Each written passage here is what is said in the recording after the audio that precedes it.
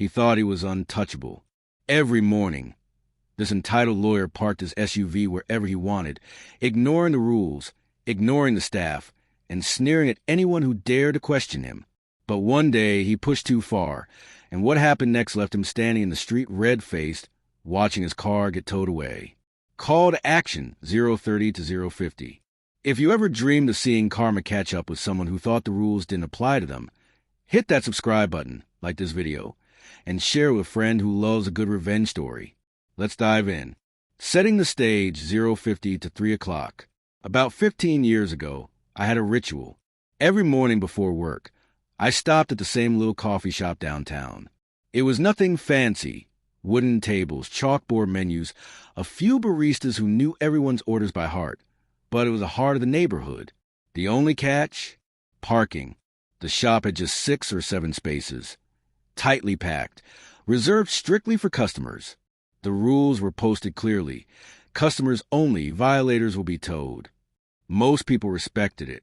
After all, it was common sense. But of course, not everyone thinks the rules apply to them. The first encounter, 3 to 6 o'clock. One morning, as I pulled into the lot, I noticed a sleek black SUV stopped at the entrance. The driver, a middle-aged man in a tailored suit and dark sunglasses, was arguing with the parking attendant. His voice carried across the lot.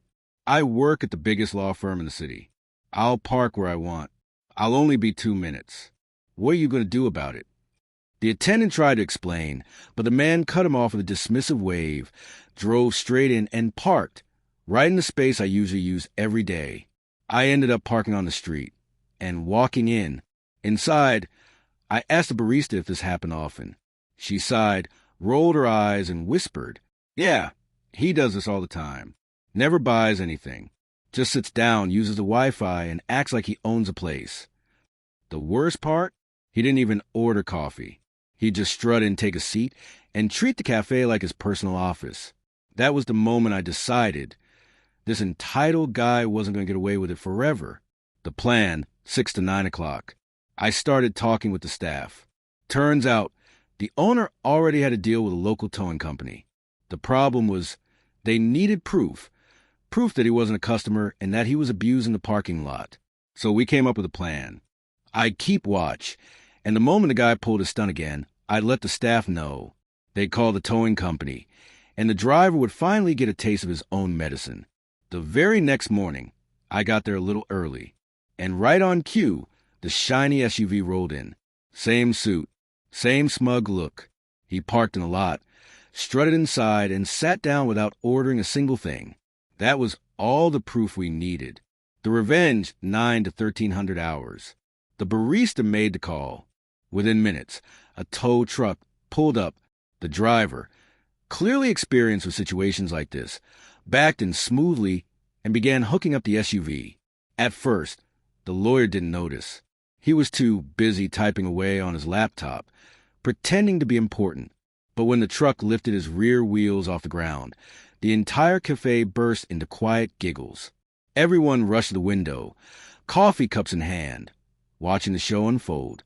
Finally, the man looked up, realized something was happening, and bolted outside.